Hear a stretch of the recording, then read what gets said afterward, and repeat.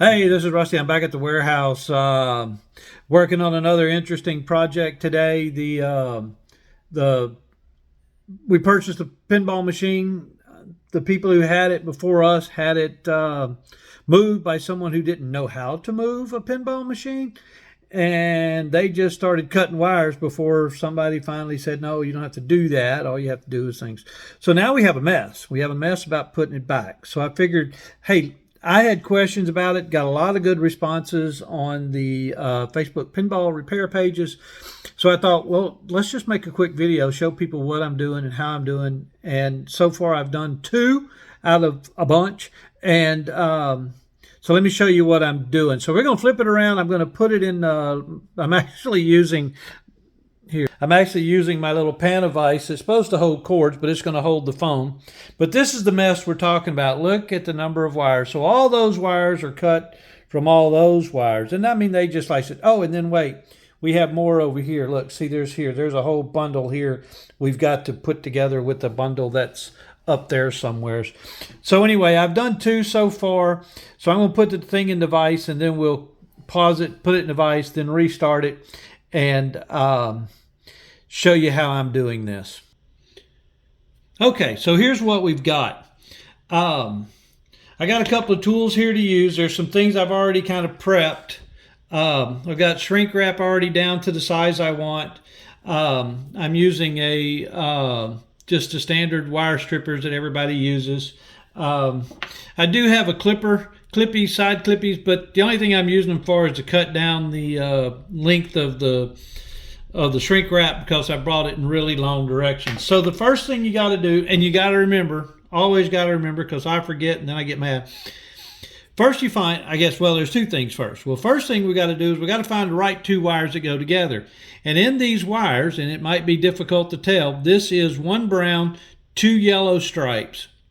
So I'm looking through this other bundle and I'm finding 1 brown and 2 yellow. I did find another 2 brown, 1 yellow. It's over here in different colored yellows, but this is the only one that's 1 brown, 2 yellows, which that makes me happy. So now we're good there.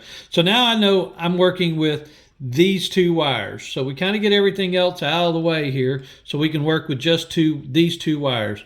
So the first thing I want to do is I'm going to take my strippers and I'm going to cut a short section, maybe 1/16 of an inch, off of each side.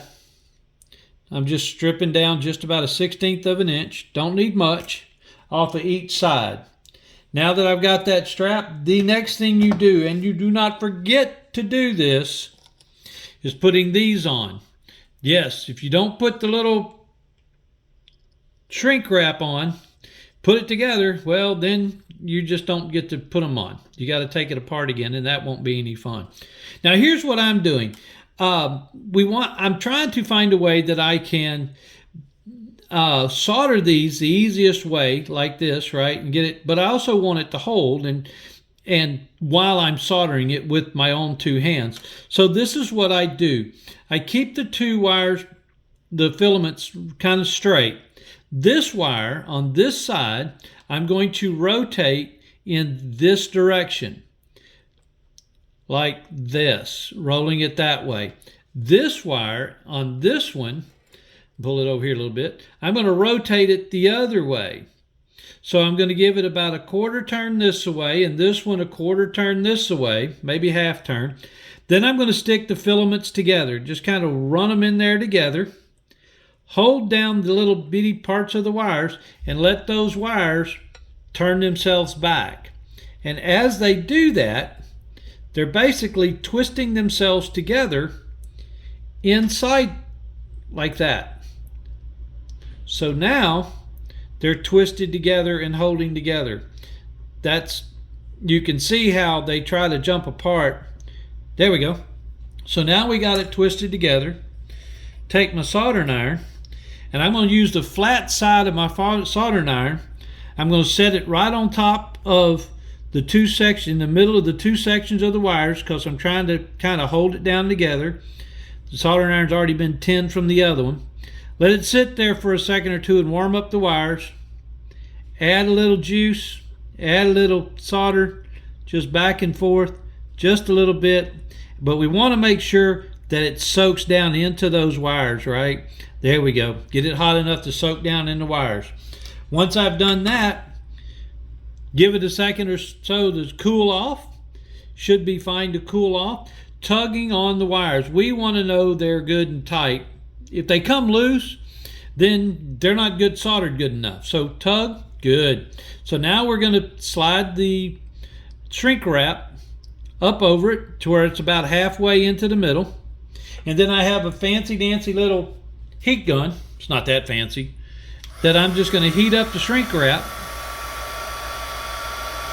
I've been turning this heater on and off every time, just basically, and it takes a second for it to warm up, but mainly because I don't want it to run all the time while I'm here. And now I'm just going to put my heat gun over it, just kind of back and forth here. We're going to get that shrink wrap to tighten itself down. There we go. No, on this end. You can see how that shrink wrap's just doing what its name says, shrinking down.